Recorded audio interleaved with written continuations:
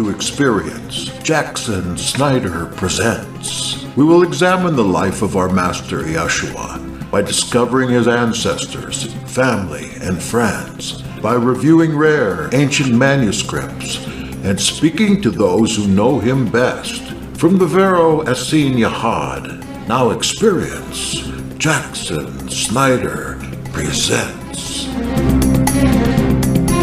Welcome here to Moses Restored. This is, I think, the 5th session, maybe the last one on this particular topic. I think we're going to go on again to Robert Feather to top this whole thing off, try to put the cap on it and make our decision if Moses is indeed Akhenaten or somebody else. What revelations you've had, Allyson. You have them all stored in your head so you can explain them all, like in a nutshell, 5-10 minutes sometime? Yeah, probably. There's a lot. It's a good book, and it brings a whole lot of parallels to light. In fact, we have a little bit of that tonight. Good. And I don't think it's quite as many as last session. That was really full of stuff. Ooh, yes. But this one's not too bad. The session I missed, I really enjoyed listening to it. I was just like that.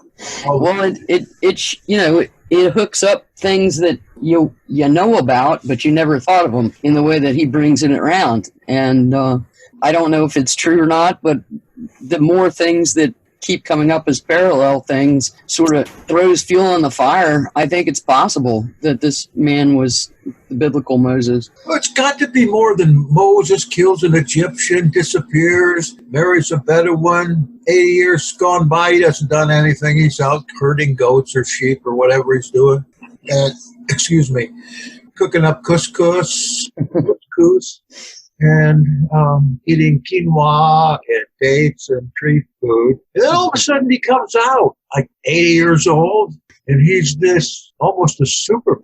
That even the Messiah is called the new Moses. He must have been greater than we thought. He must have been quite an extension of the hand of Yahweh. And with that, Allyson, I give him heck. Okay, I will do. Thank you. And by the way, is it smoky in there? No, it's just all these lights. Okay. I thought you got some new lights. It's good. No, I just forgot to turn them off. I usually turn them off because they're pretty bright. See, I thought maybe that you were shooting off rockets for New Year, but you forgot to do it outside. Yeah. No, it's just a lot of light and reflection. You know, I have a shining countenance tonight. Aha, you look like it. I'm just going to sit back and enjoy and interrupt you once in a while. Sounds good. Okay. The end of the last session, we went over the similarity between the Psalm 104 and the hymn to the Aten. And then I thought that was pretty amazing. That was the end of that section. So we're jumping in at a fresh spot here.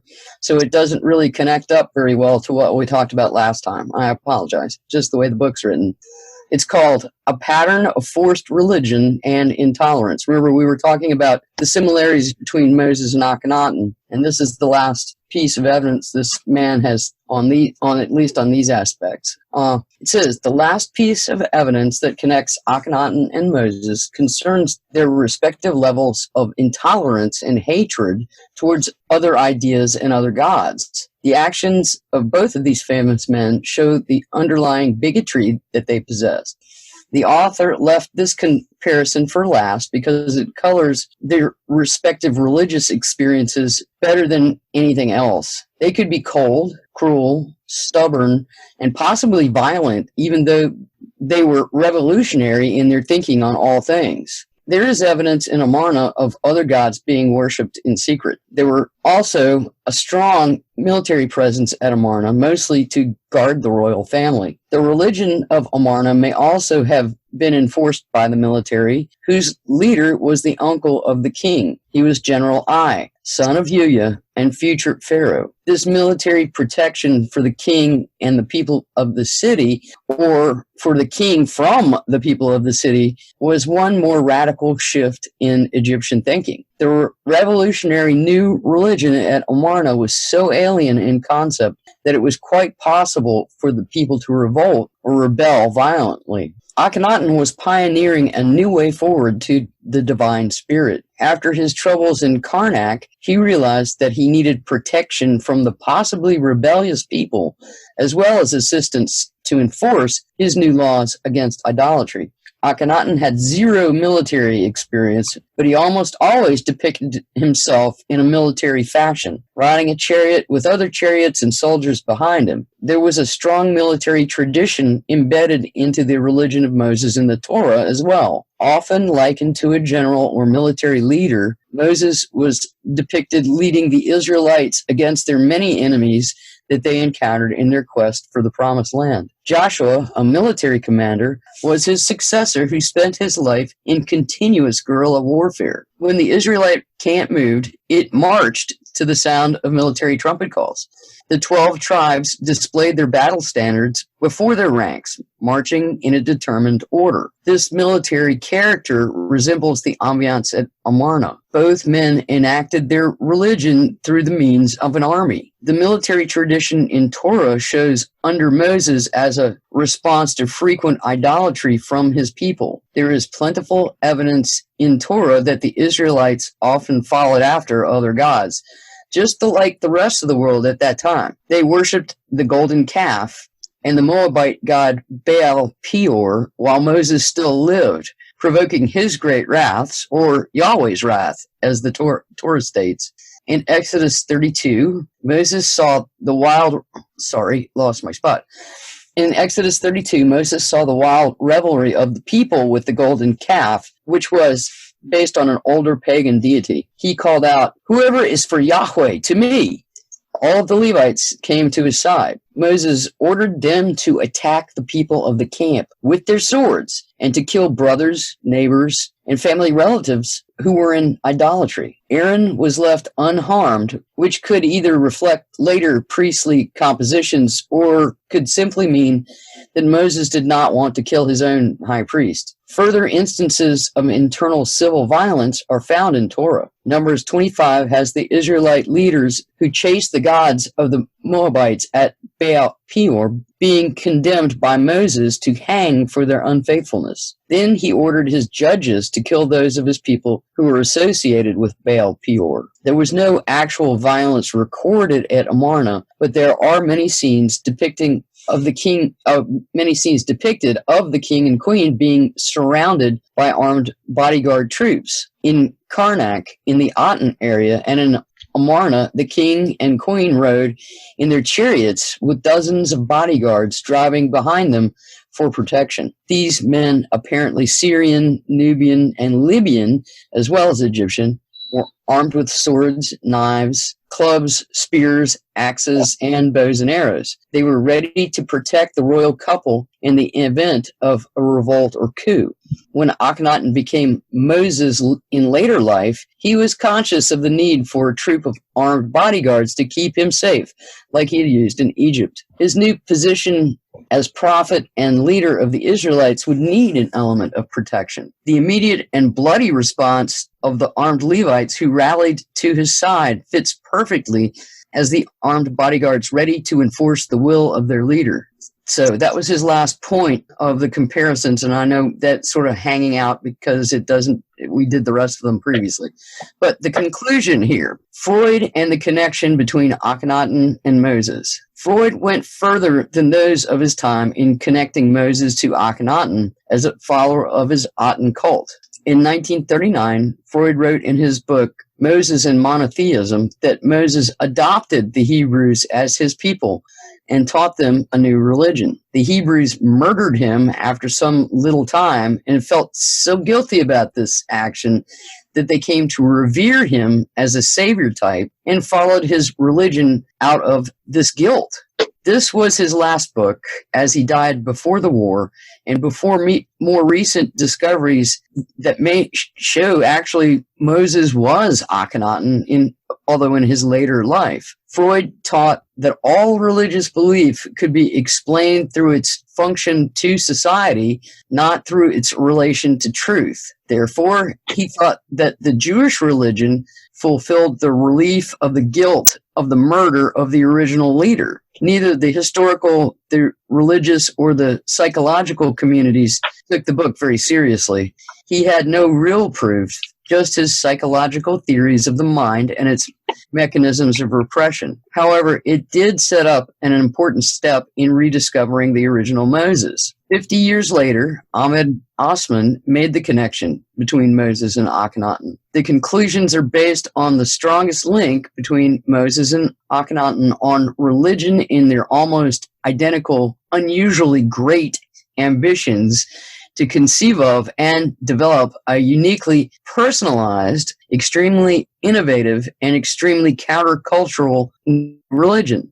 Jan Assmann has argued that this development was not a gradual evolution, but a very radical break from existing norms. It was a polarization between the two conceptualizations that had never been seen before. The Aten cult did fail for Akhenaten for many widely debated reasons, which mostly focus on the alienation of the general public from the new ideology, mostly due to the drastic nature of the new developments. It was too much all at one time for the common people and for their traditions. The cult that Moses promoted, which was a second attempt by Akhenaten at expressing and realizing his dream, did succeed. It survived and thrived on in the Israelite cult that he had founded. It evolved into the Judaism of Ezra, Yeshua, Rashi, Maimonides, and into the Judaism of the present day. When you look at representations of Akhenaten, you are looking at the real Moses, the first religious revolutionary in history.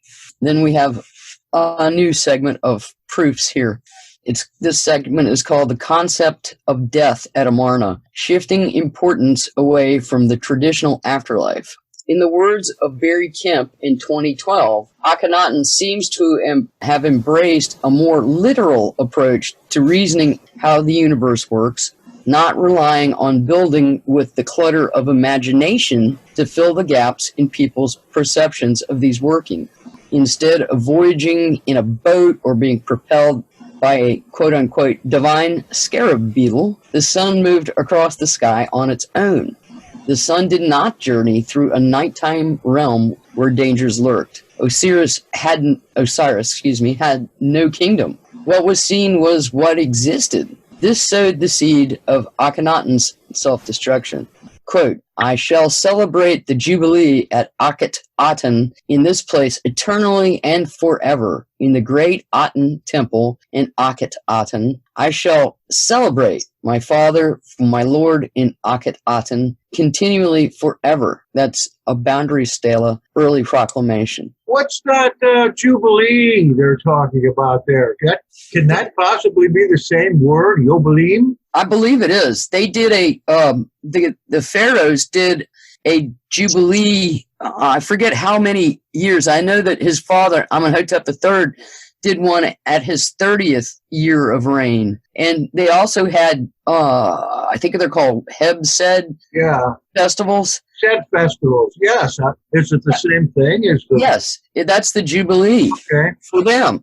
And when I was reading this, I noted that there is, I don't recall whether or not he ever gets back around to hooking that up in this book, but I remember noting it as a coincidence, a pretty huge coincidence. Where would you come up with that word out of thin air? Oh, for sure. You know?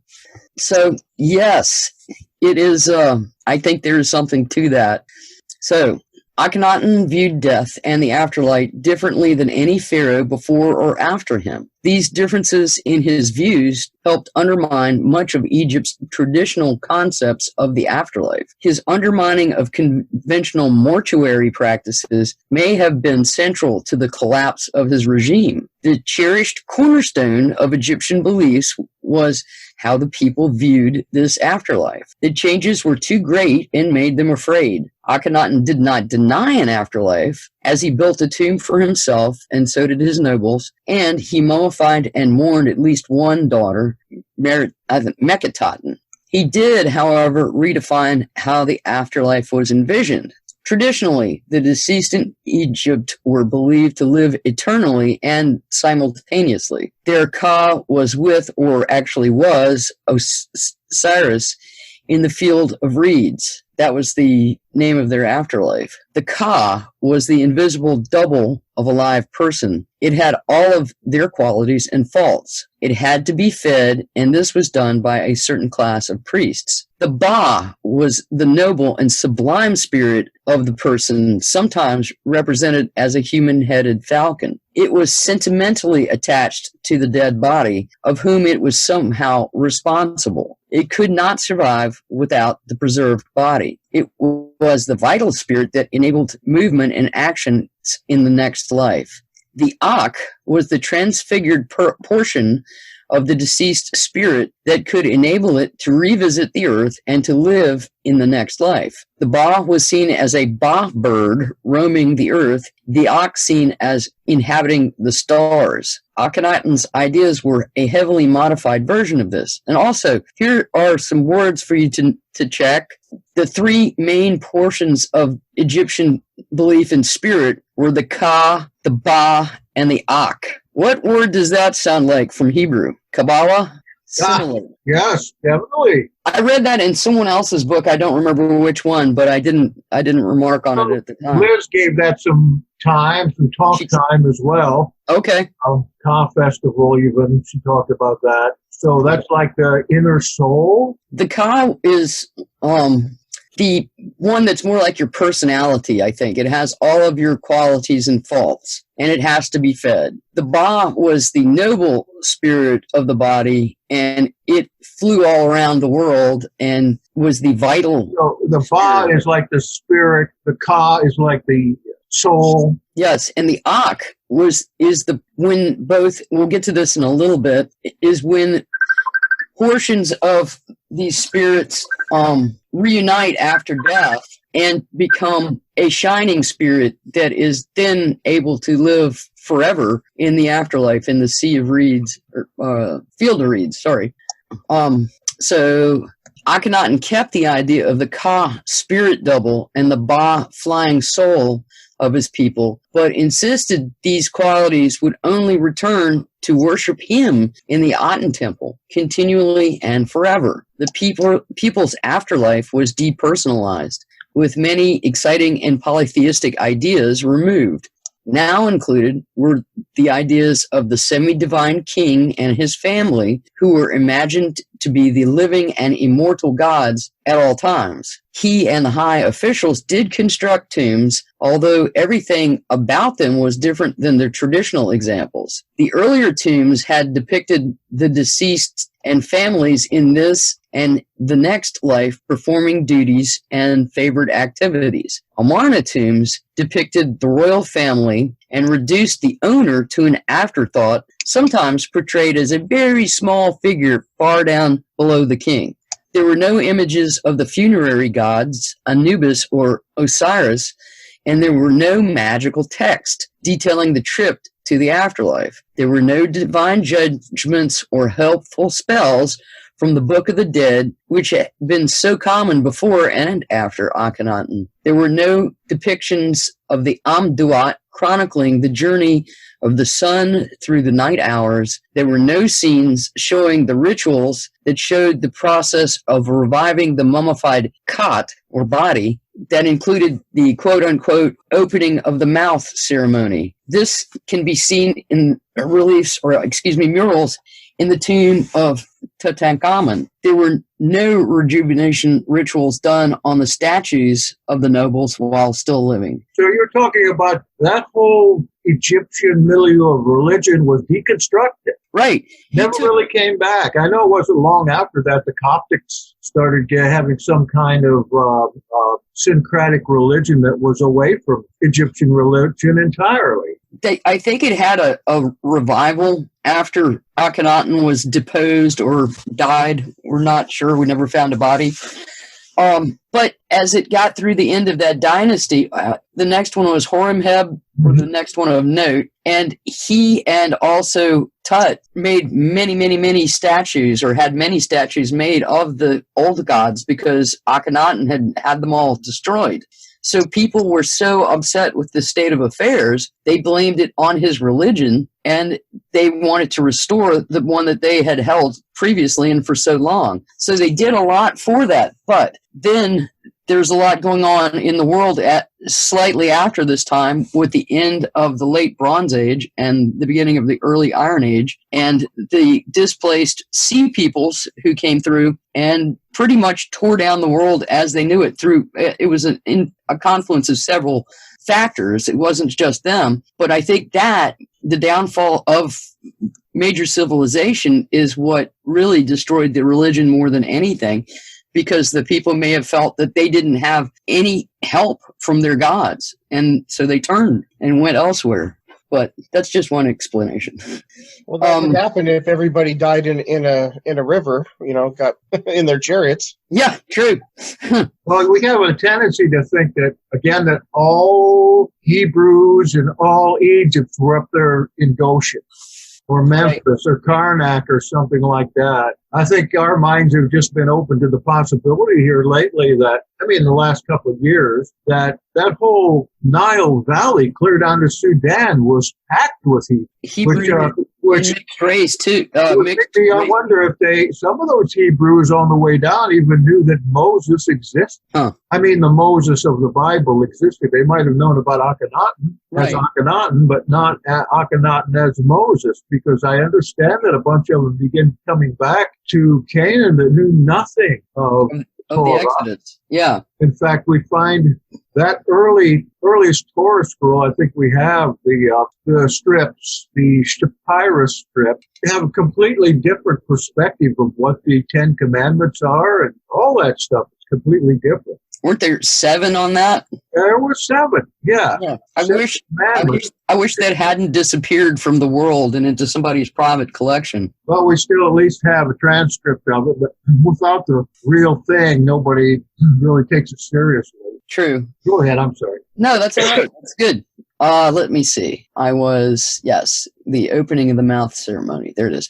What was included in the new tombs and in the king's religious thought were images of the king focusing on his theology and practicing the daily offerings, singing hymns and teachings of daily life.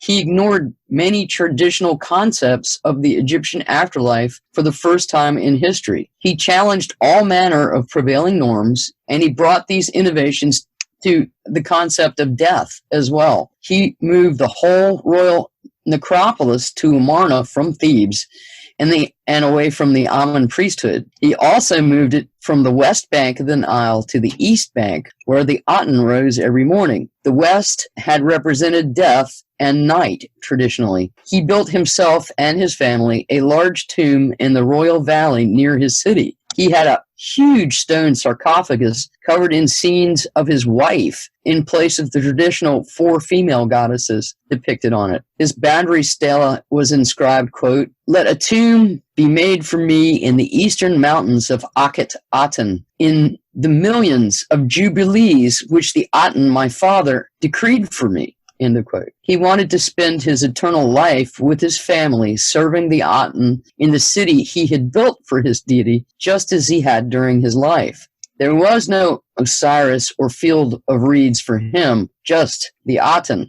After 12 years of his reign, which was the year of great gathering of the nations, there is seen a drop in decoration of these tombs in Amarna. In the last 5 years of his reign, only a few scenes were produced.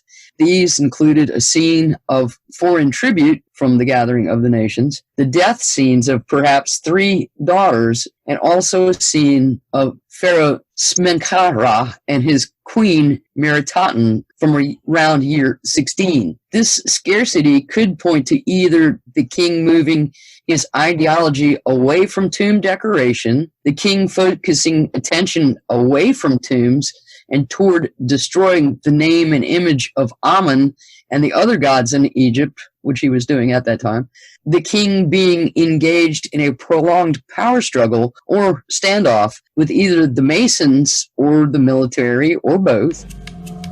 You have been listening to Jackson Snyder Presents on Hebrew Nation Radio.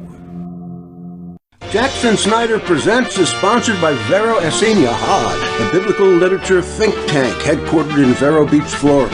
Vero Yahad provides new translations, online seminars, rare books and research work connected with the Zadokite movement, the Dead Sea Scrolls, and the New Testament. Free lectures, lecture recordings, and literature are posted at www.veroyahad.org.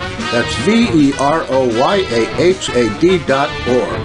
Contact me, your host, Jackson Snyder, by email at veroyahad@gmail.com or catch us all on Facebook.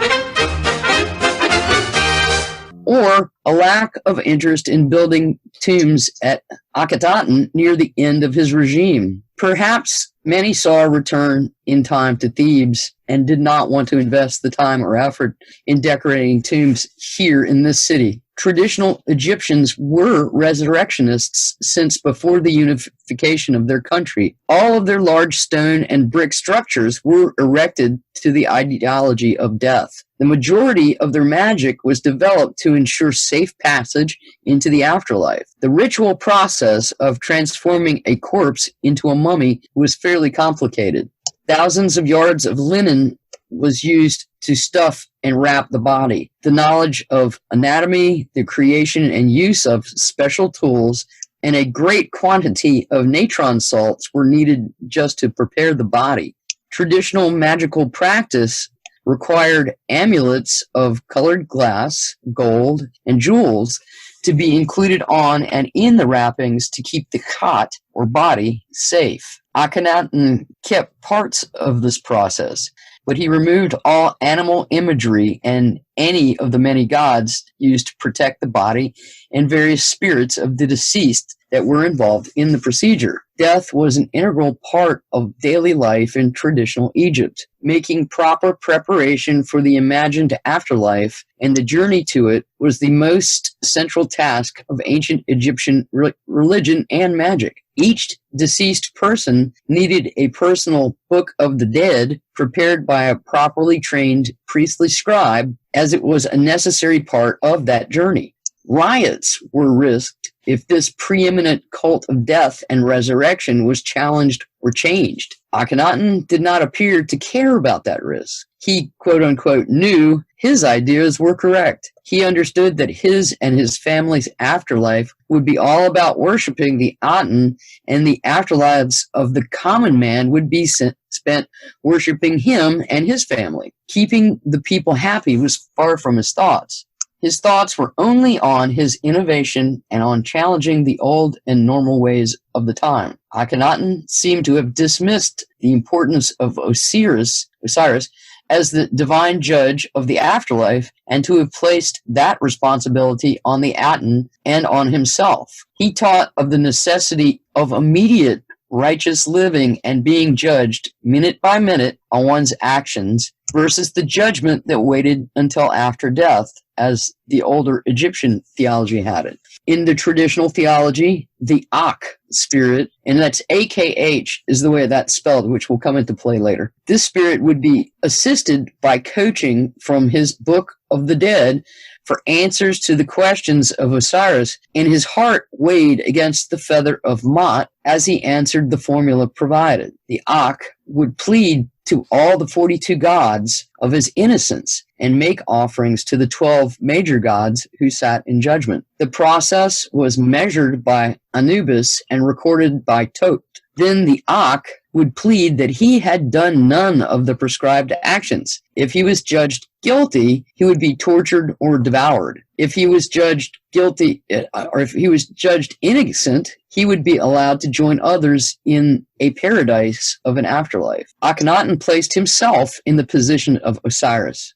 The rebirth associated with Osiris had been assumed by the king, who felt himself reborn as a god while still alive on earth when he changed his name to Akhenaten. He judged his people according to Ma'at, like Osiris. This king was indeed reborn a second time as Moses the lawgiver. This may be reflected in a memory from ancient Egypt that held Moses to have originally been a sun priest named Osarseph. The Osar part of the name is a direct reference to Osiris. Connections to Moses and the Torah. Moses rarely, if ever, spoke of the afterlife or death, and early Judaism was devoid of any references to these topics as well. Moses' own death was nearly unremarked, and his grave is hidden to this day, supposedly somewhere on the eastern bank of the Jordan. There is almost no mention of the next world in Torah. This appears as an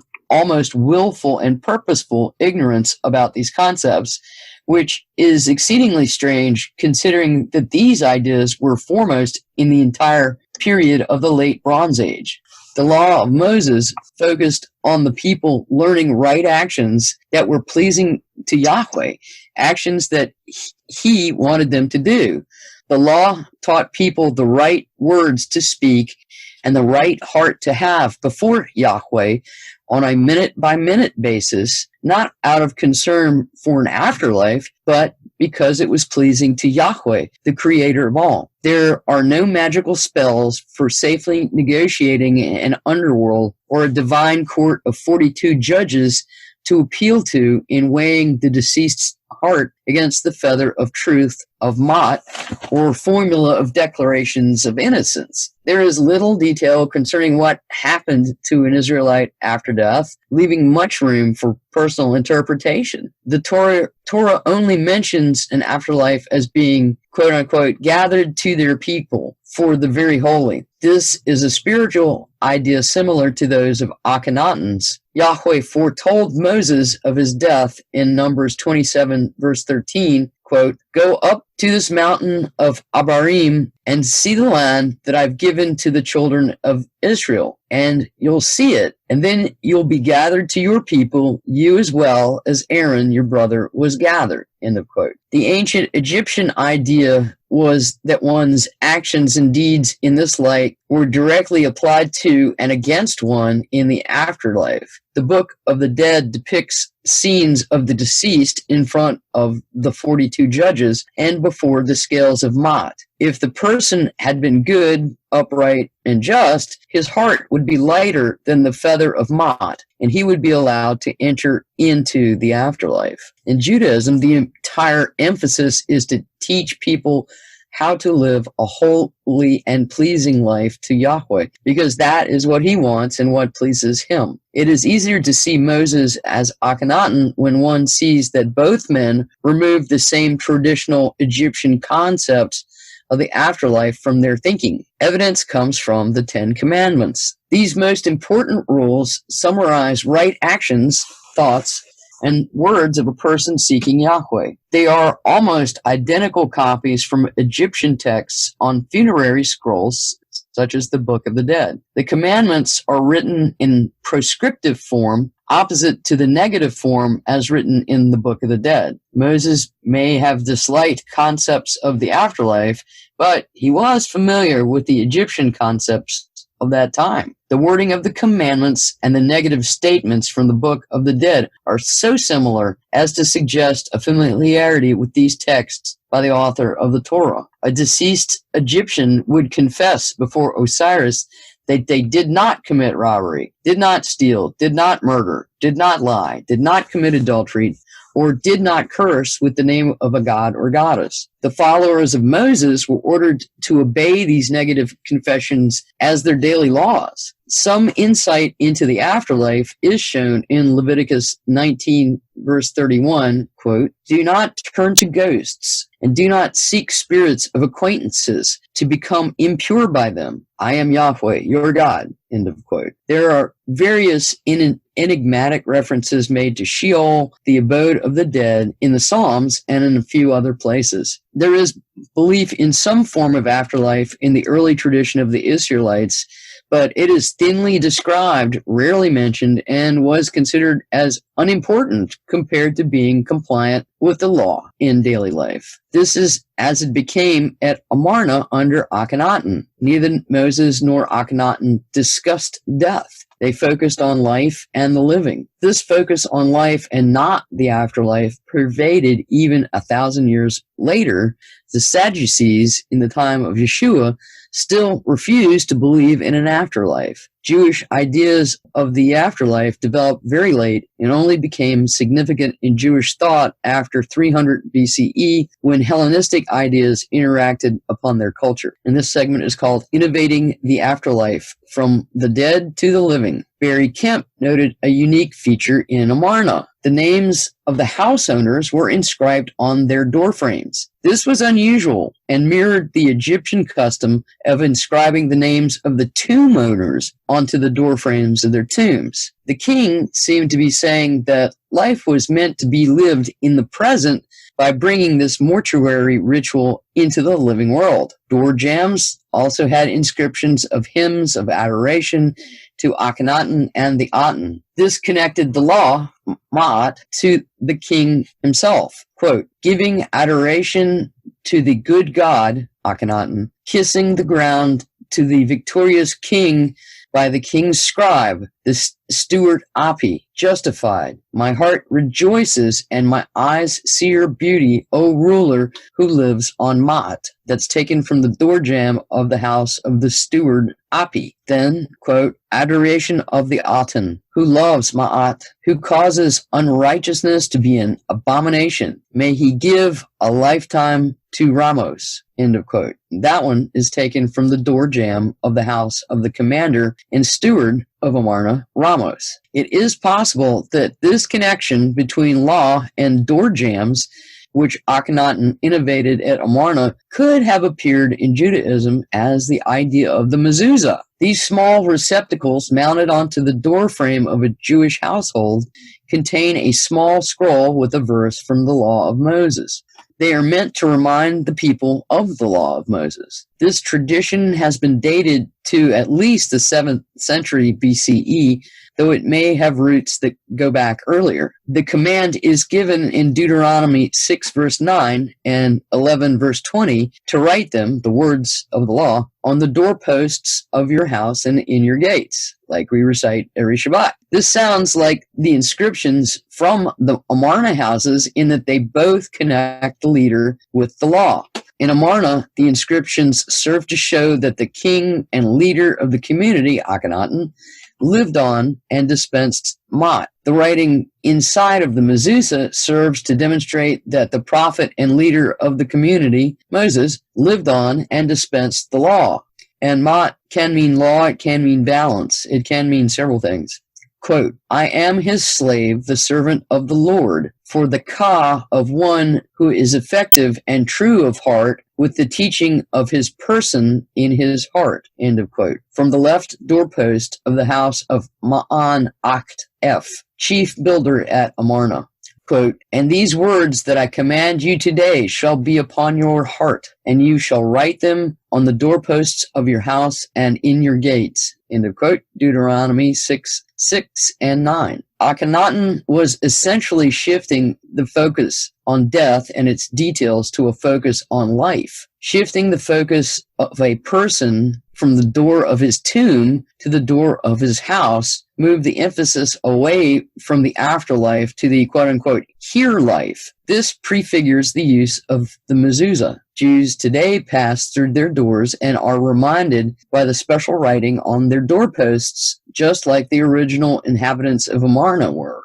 This section is called Transferring Death Imagery to Daily Life. Okay. Another point to look at from Akhenaten's reign was that he shifted ideas traditionally associated with death into the world of the living. He did this with the tomb writings on the door jambs and lintels of the houses in the city of the living. He may also have continued this process in the choice of his new name and in the artistic manner in which he and his family were depicted. Most funerary writings of the Egyptians told of several aspects of the human soul. References to this date back to the earliest dynastic times, such as the pyramid texts, and include among many others, the Book of the Dead. They describe 5 main aspects of the soul. After death, these souls unify with the mummified body, so the person is able to live forever in the afterlife. The Ka was the spirit double, the creative spirit. The Ba was the roaming soul who flew as a bird around the world and would visit the body. When the two were connected by magic in the afterlife, they transformed into an eternal spirit that was called the Akh. Using the spells in the Book of the Dead and various offerings would usually unite the spirits and person into an Akh, AKH. But sometimes one would fail to unite. The spirits would then die a quote-unquote second death or be quote-unquote eternally dead. The Akh symbol was a crested ibis bird, and the hieroglyph meant quote, a dead spirit or a magically effective one and or, quote, a shining one, a spirit of light, end of quote. The transformation from a dead person or Khat to a living Akh was done through rituals and offerings after death, but Akhenaten was intent on shifting the funerary practices into the living world. He went through the transformation during his life. It was held when he changed his name from Amenhotep IV to Akhenaten. The new name was unique in Egyptian history and used the concept of the Akh directly. It was the only example in the history of the nation of this process, and it marked a key point of belief for the king. The new name meant, quote, the shining one of the Aten, end of quote. His father, Amenhotep III, had become a divine god during his lifetime during his year 30 Hebsed celebration, the first pharaoh to claim this status. Akhenaten took on the divine reborn element when he changed his name. The inclusion of the Akh, AKH, in his name showed that he had completed the process to become a shining, transfigured spirit of the Aten before his death. This process did not need priests and spells to succeed. It only needed the power of the Aten and the laws of Ma'at. The king had again invoked his favorite historical period, the Old Kingdom. As he lived on Ma'at in all his actions and thoughts, he became a glorious, quote-unquote, shining one while still alive. This shifted emphasis away from the traditional ideas of the afterlife. This may explain the statues of the king in the form of Osiris at his quote-unquote mortuary temples at Karnak and Amarna. He was, quote, already dead, end quote, and had subsumed the regenerative qualities of Osiris into himself while still alive. In the Torah, Moses is written of as having a face that shone brightly after he received the law of the covenant on Mount Sinai. We read in Exodus 34, verses 29 through 35, that Moses had a quote-unquote radiant face when he returned to camp after speaking with Yahweh. The Israelites would not even approach Moses out of fear. Moses covered his shining face with a veil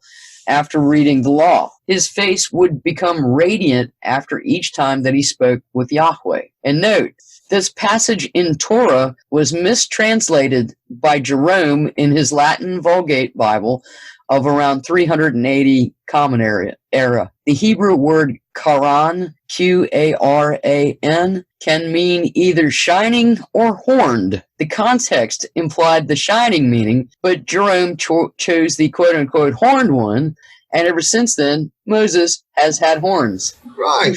Right. Huh? Yeah, it was Jerome's mistranslation that gave Moses horns. And there There's an old tradition that says that after Moses spoke with Yahweh, his face was radiant with beams of light. He could then be considered the, quote, shining one of the Lord, end of quote. This is nearly identical to Akhenaten's claim of being, quote, the shining one of the Aten, and suggests that he retained older ideas into his new Israelite cult, including the idea of a person becoming, quote, a shining one of God, end of quote. To become such a person involved accepting and obeying the law. Both Akhenaten and Moses had no interest in death. Both were interested in shifting death to life. Another feature that shows the king's use of the Ak bird is his depictions of himself in art. The author thinks that Akhenaten chose to have himself depicted in such a strange and exaggerated manner in order to resemble the ibis bird of the Ak. The word for Ak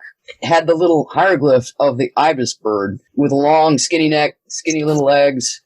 And Akhenaten reversed many funerary concepts. He brought the concept of the Ak soul from death into the realm of life, with the king taking on the role himself of being his own Ak, shining soul, while still alive. While his quote-unquote deformities may have been thought of as being a physical syndrome, the unique features of the artwork were meant to invoke the reborn, shining spiritual body, the Ak, of the god king pharaoh, Akhenaten. That's how they have it written. Since he chose a name using the Ak, he chose to depict himself as the ibis bird Ak and its attributes. Spindly legs and a thin and graceful neck are common to the bird and the depictions of the king. I think that's speculation, but it might be true. Akhenaten was the first human to transform into a shining spiritual Ak while still alive. He was dedicated to serving Ra alone. Moses was the shining spiritual immortal servant of Yahweh alone. I don't know where you get immortal from. His face had become so radiant that he needed to wear a veil. The concept that Akhenaten had passed while still living through death to emerge as a living Ak spirit is shown by his Osiris statues of himself, in which he superseded the god of the underworld, Osiris. He also modified the Atif crown of Osiris and favored his primary scepters, the Hika crook, Heqa, and Nechacha flail. In time, the Osirian Hika scepter, which was a symbol of authority and magic, would become the magical staff of Moses. Next little section is called A New Location for Tombs and Cemeteries. Akhenaten broke with tradition in regard to burials. The pharaohs had buried their dead on the west bank of the Nile for over 2,000 years. The west was the realm of the dead, where Ra died each night, and where Osiris ruled the field of reeds and eternity. The western sky also held the shining Ak spirits of the ancestors, the stars, who included the pharaohs Sneferu and Amenemhat I. Akhenaten created cemeteries and tomb complexes on the east side of the Nile. This was the side of life and where the sun temples were. It stressed that death only involved witnessing the rising of the sun forever and was not a complex underworld with many different aspects and elements. The whole focus of his new city was towards the east, on the east of the river where the sun rose. This also may help answer the mystery of the death of Moses. He's claimed to have died outside of the land of Israel on the east bank of the Jordan River. If he was Akhenaten, he would have preferred to die on the east bank of the river. This way, his fused Ak spirit form would arise to welcome the dawning of Ra, the dawning of Yahweh. This view on death was seen in Moses as well. The following words could have applied equally to Moses in the Torah, as well as Akhenaten the king. Quote, O living God, august God, beloved one, who created himself and gave birth to himself by himself. May you give south and north to your Son, who issued from your limbs, the only Son of God, who lives on the law, Lord of crowns, Akhenaten, long in his lifetime. End of quote. From the tomb, and that's from the tomb of Mahu, chief of the police at Amarna. And that is where I'm going to wrap it up for tonight, because we go into a completely different section after that, which is going to get hung in the middle if I stop shortly. So I hope you enjoyed parts of that. I thought some of it was interesting. I think a little of it's a little far-fetched, but, I'm just reading I'm working with what the man wrote. I think it's really cool. I mean, now that we're kind of repeating some things now from different authors, they're beginning to set a little bit. Yes. Maybe we need to have a set festival. Is these things set in our minds? But while you were talking, I looked a little bit about the possibility of those set festivals and jubilees of the Hebrews being somehow connected. I didn't find anything yet, but it seems to be that word is just, like so many others, too close to be a coincidence. Yes. Mm-hmm. Did you hear the part about the inscriptions on the door lintels and matching that up with mezuzahs? Yes, definitely. That's crazy. I have my doors. I hope you do too. Oh, of course. You have been listening to Jackson Snyder Presents on Hebrew Nation Radio. And I understand that there was a different purpose, but the purpose wasn't that far different when you think about protection. And if you got the names of ancestors on there, we still think in some cultures in the United States that somehow our ancestors are alive and looking out for us, one respect to the other, especially if you're Roman Catholic. Sure enough. Christian. Thank you, Allyson. Thank you. Thank you all for coming. I'm looking forward to put this one up. We're getting a lot of downloads on these. So let's just back this up with some prayer, because what we are putting into this as well as is a reason to believe, not to disbelieve. Yes. Education so we can understand better, so we can believe more. Amen? Amen. All right. Good night, everybody. Love you.